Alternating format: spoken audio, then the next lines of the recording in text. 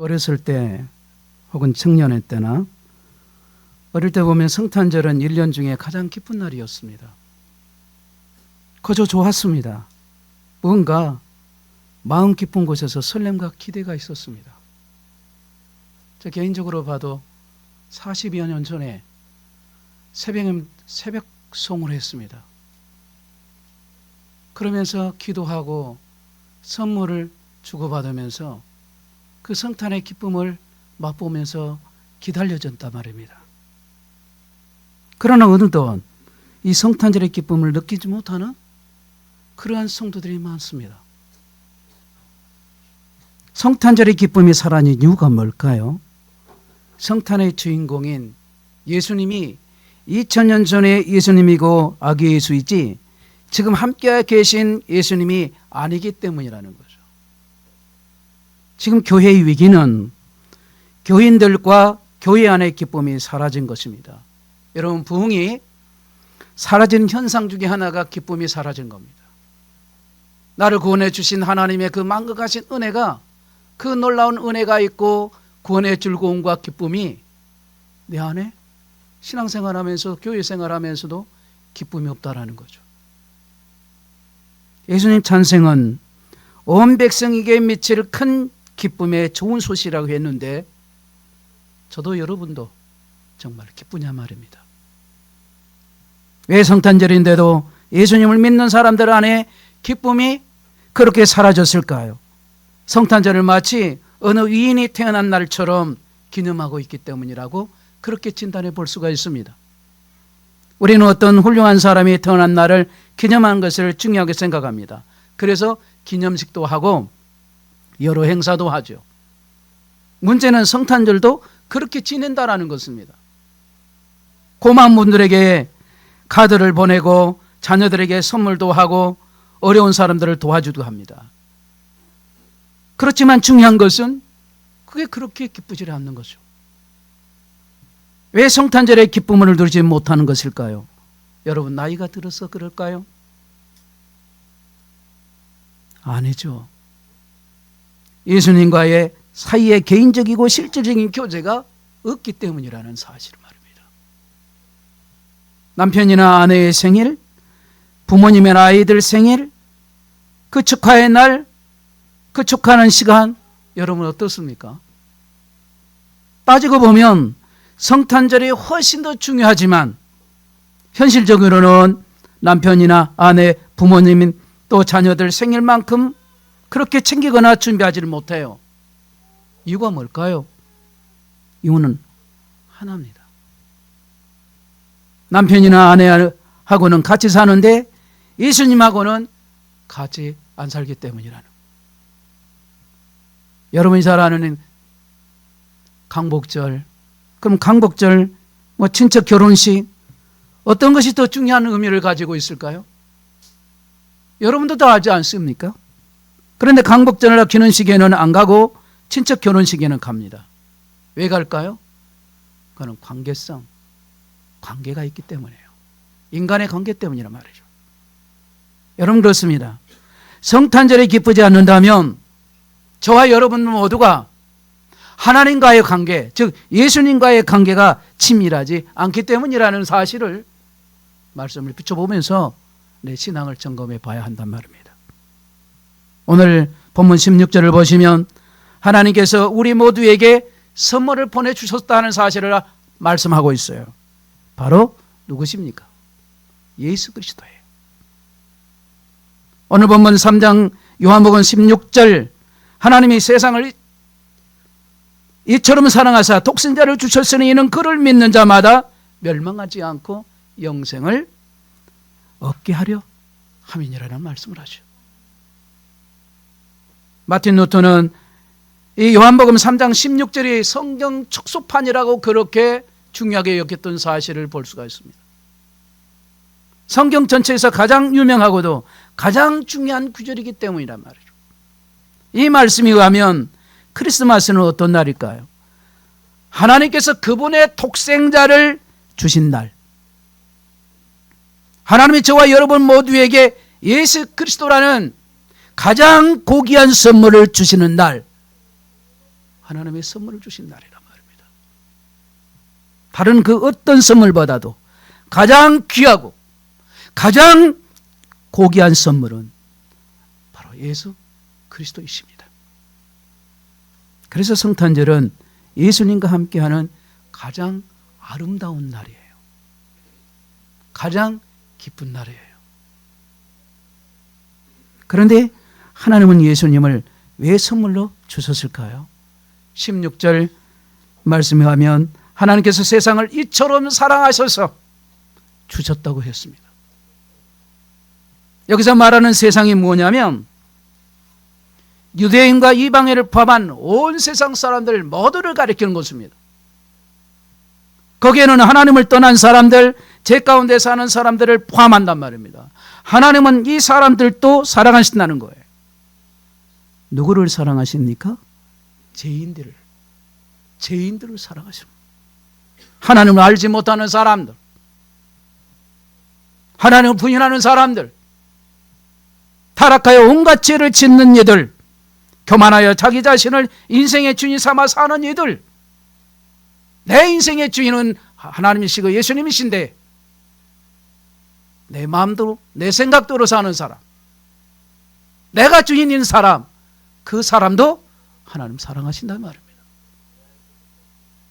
그러나 하나님께서 그들을 사랑하신다는 것.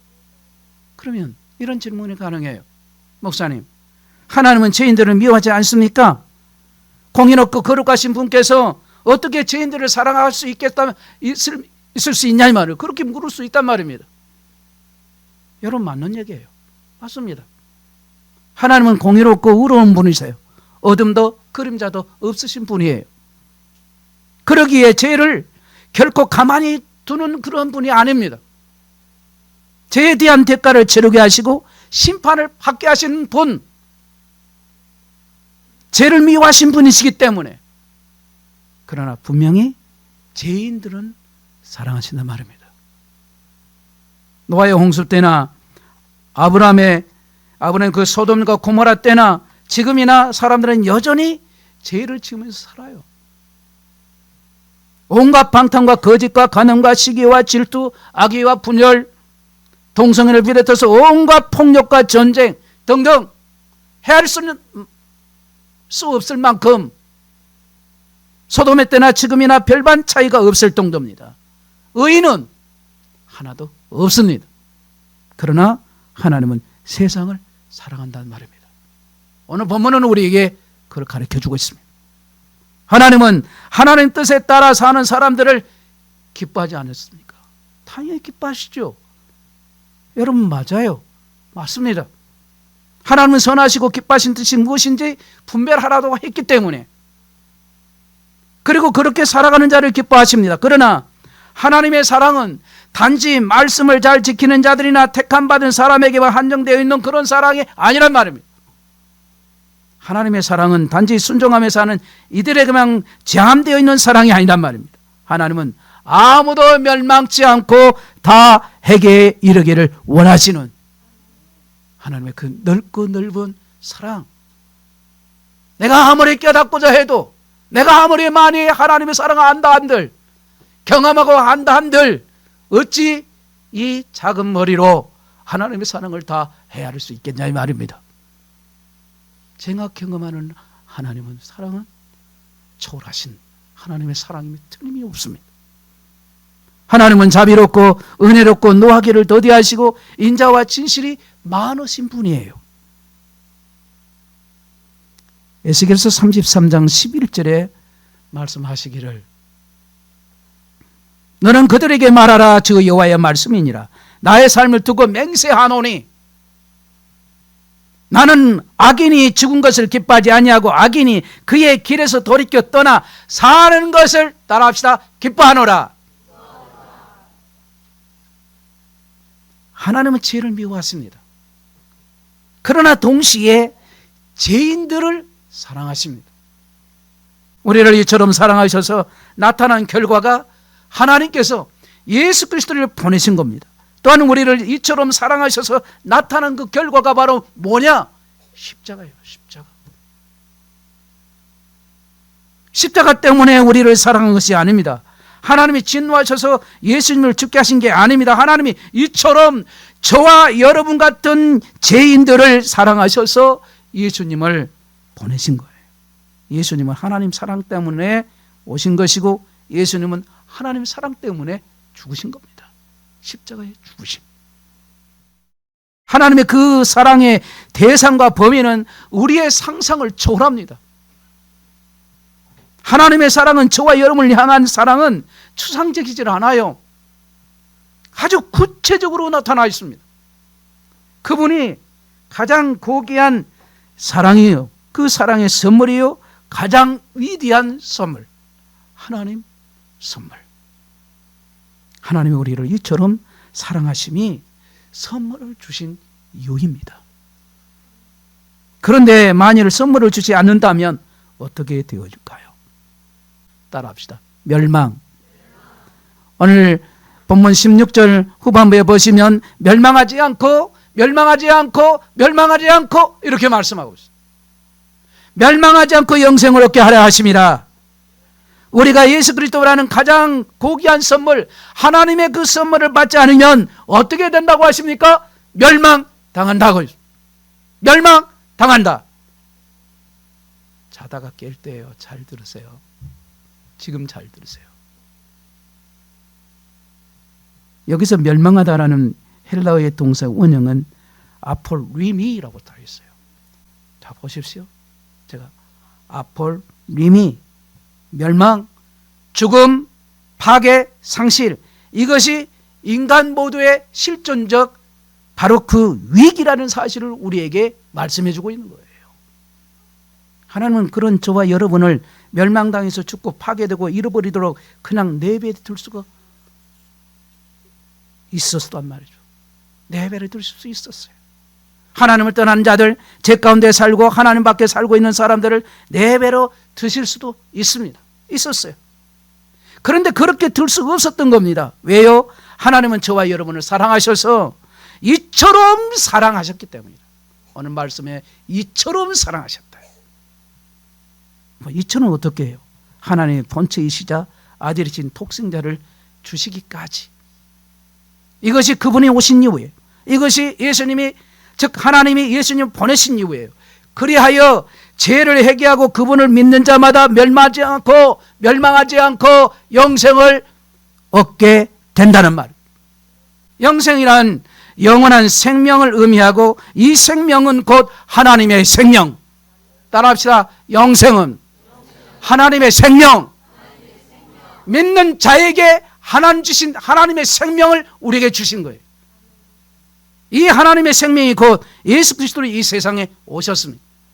그리스도를 믿고 그리스도를 그 마음에 영접하는 이는 그리스도가 그 마음에 그 성도 안에 예수 그리스도를 나의 구주로 영접하면, 그 영접한다는 말은 쉽게 말하면 믿는다는 뜻이에요.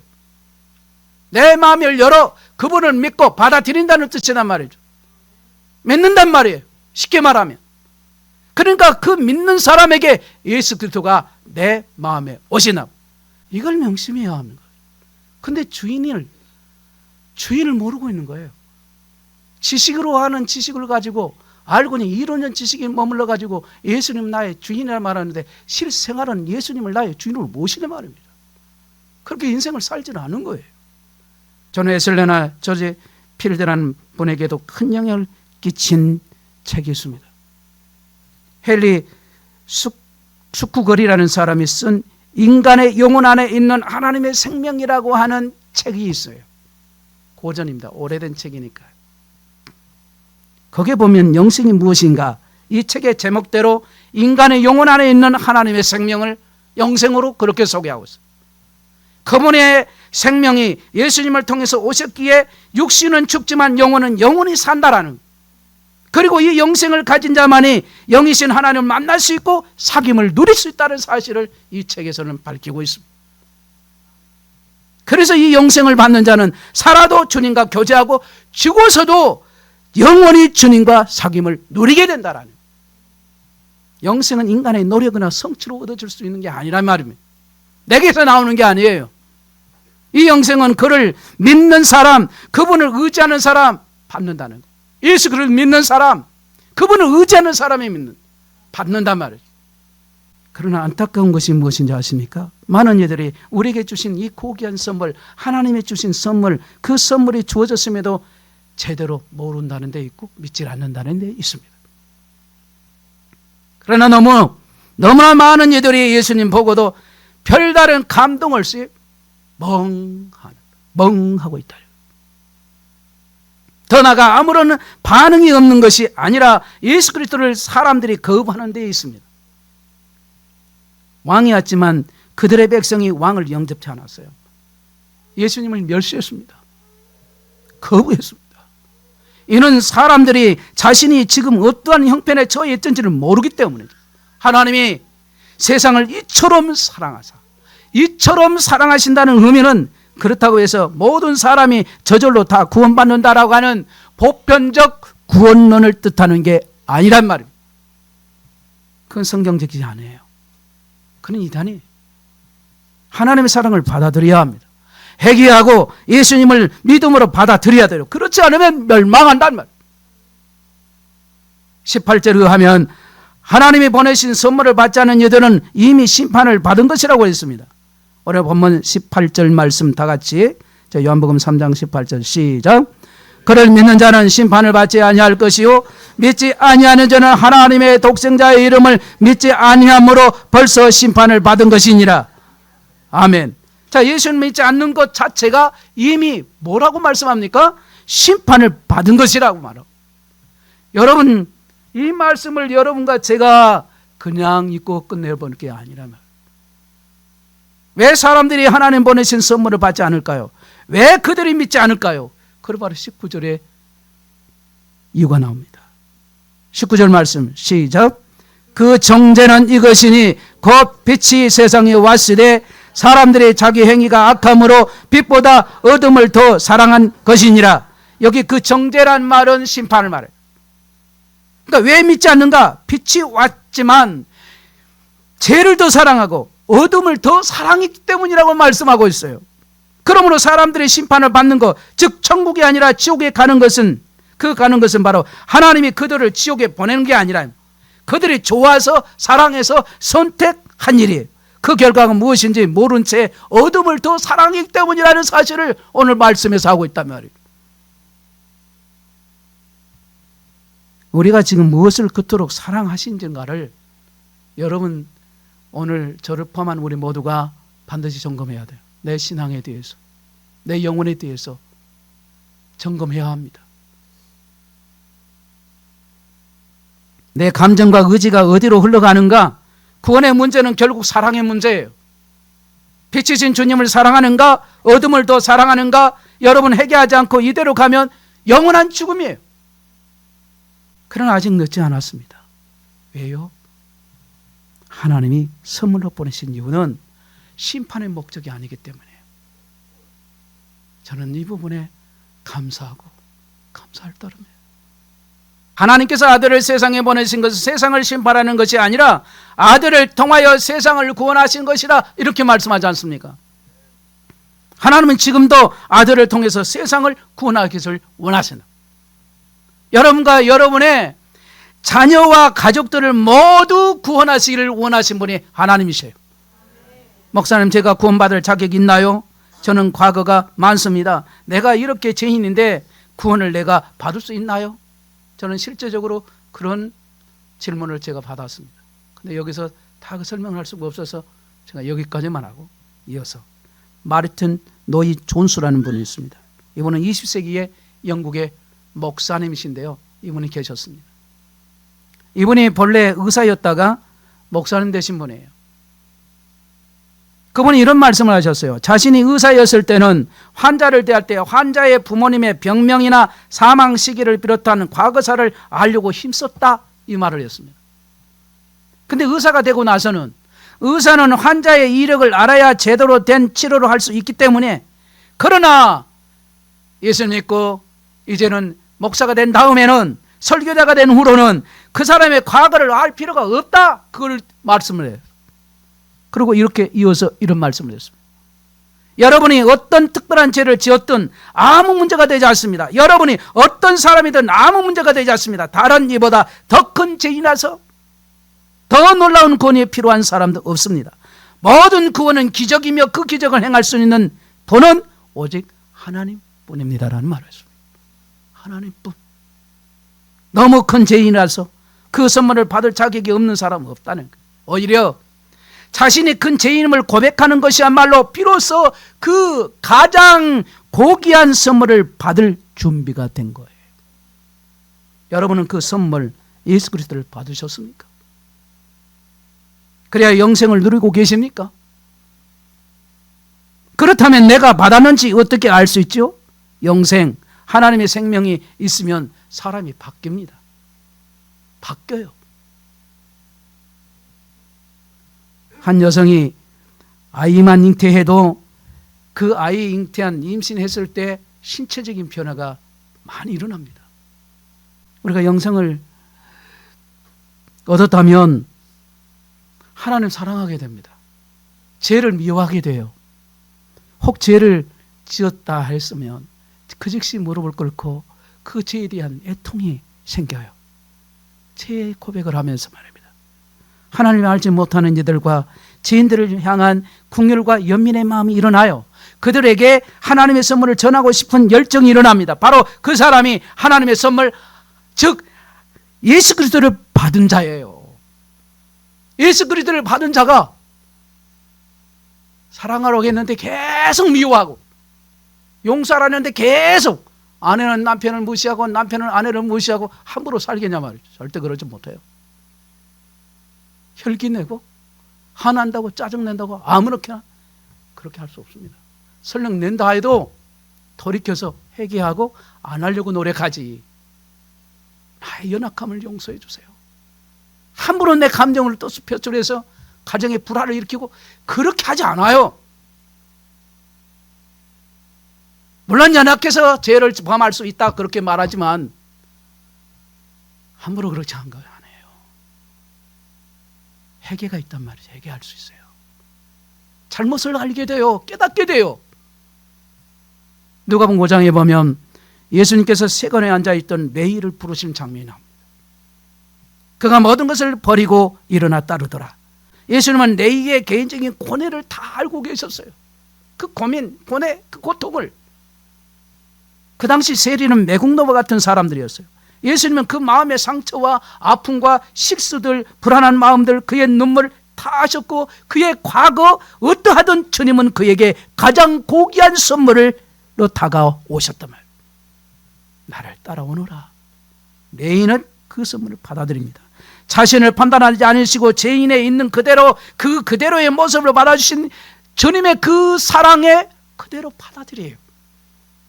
그리고 레위는 잔치를 베풀고 다른 세리들을 초청합니다. 왜죠? 그들도 자기가 받은 선물 예수 그리스도를 받기를 원했기 때문에. 그래서 예수님을 따른 이후로 레위의 이름이 마태로 바뀌어요. 그래서 마태복음, 바로 마태가 기록한 복음서예요.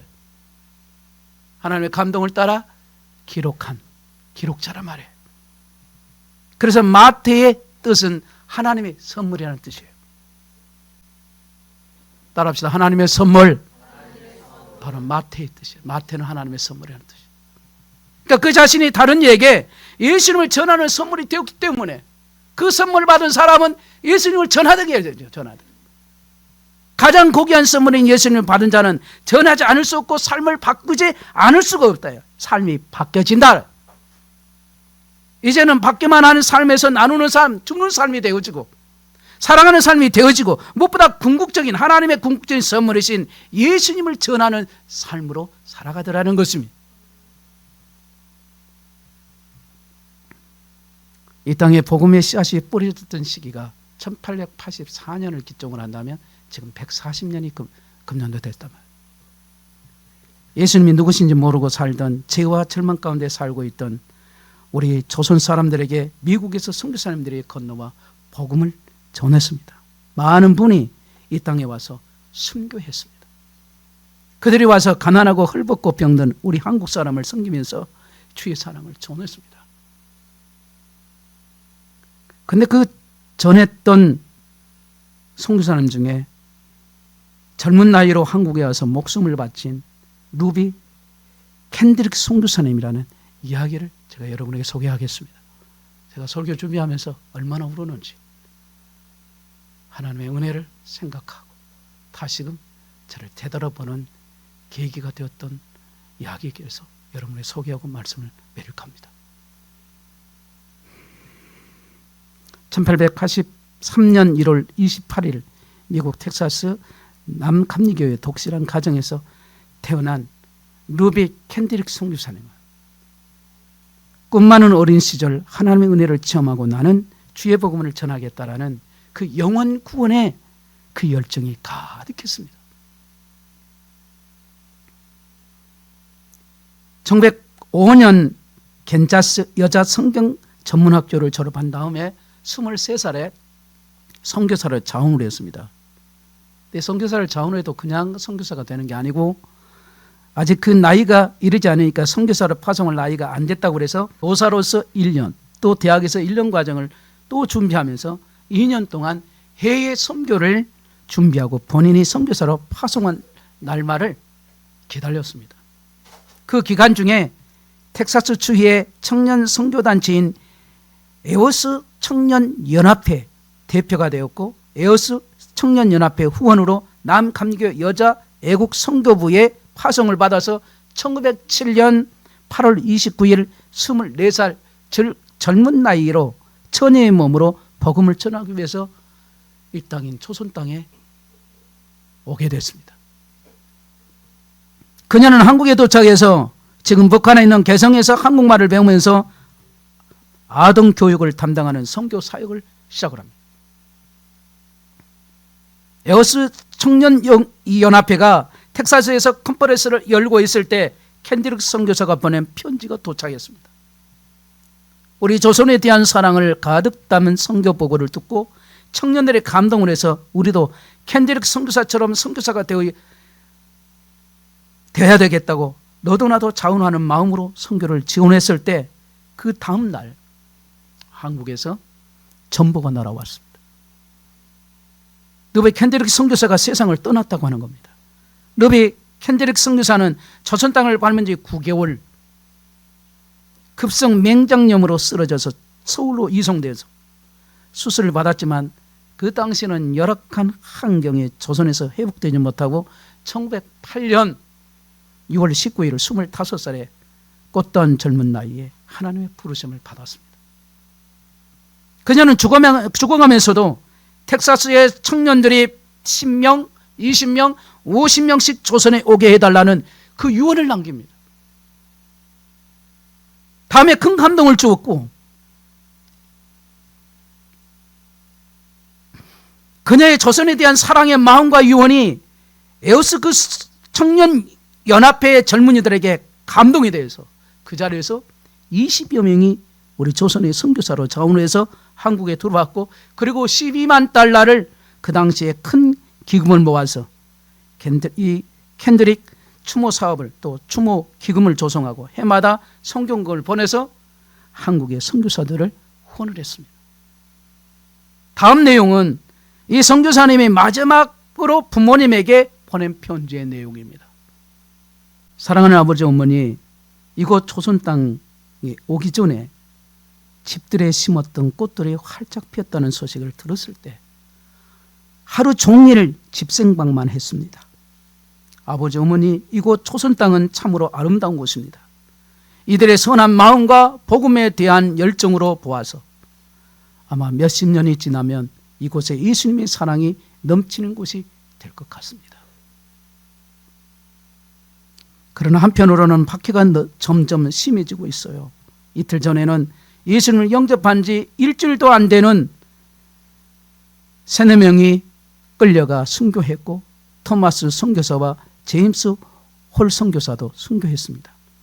선교 본부에서 또 철수하라고 지시를 있었지만 대부분의 선교사들은 그들이 전도한 조선인들과 아직도 숨어서 예배를 드리고 있습니다. 그들은 모두가 다 순교를 할 작정인가 봅니다. 오늘 밤은 유난히도 고향으로 돌아가고 싶습니다. 조선에서는 외국인을 모두 죽이고 기독교를 증오한다는 소문 때문에 부두에서 끝까지 저를 말리셨던 어머니의 얼굴이 자꾸 제 눈앞에 어른거립니다. 아버지, 어머니, 어쩌면 이 편지가 마지막일 수 있습니다. 제가 이곳에 오기 전에 뒷뜰에 심었던 한 알의 씨앗으로 이제 내년이면 온 동네가 꽃으로 가득하겠지요. 그리고 또 다른 씨앗을 만들어내겠죠. 저는 이곳에 작은 씨앗이 되기로 결심했습니다.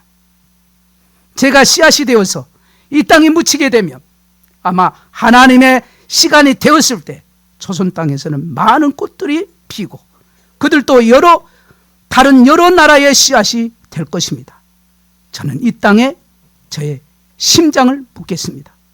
바로 이것은 조선을 향한 저의 열정이 아니라 조선을 향한 하나님의 사랑이라는 것을 알게 되었습니다. 아버지, 어머니, 사랑합니다. 그리고 이와 같은 것을 남겨요. 내게 1000개의 목숨이 있어도 모두 조선을 위해 바칠 것입니다. 내게 1000개의 목숨이 있어도 모두 조선을 위해 바칠 것입니다. 한 사람의 영혼을 사랑한 것도 사랑이지만 많은 영혼, 조선에 그 조선을 위해 자기를 바치겠다. 24살의 젊은 나이로 꽃다운 나이를 한국에서 와서 9개월밖에 살지 못했지만 그의 고귀한 그 희생이 수천수만의 많은 선교 지원자들을 낳게 되었고 온 세계에 복음이 증거되고 어느 날 대한민국의 이와 같이 아시아 최대의 기독교 국가로 자리 잡게 된 겁니다. 켄드릭 선교사님은 예수님의 사랑에 그 감동되어서 이 땅에 와서 그 젊음을 바쳐서 헌신하고 9개월 지나서 순교했습니다. 과연 우리를 위해서 몸베라 피 흘려 이 땅에 오셔서 십자가에 달려 돌아가신 우리 예수님의 성탄절을 맞이하기 위해서 어떤 모습으로 우리의 주님을 맞이할 것인가? 오늘은 성탄주일이라고 말하죠.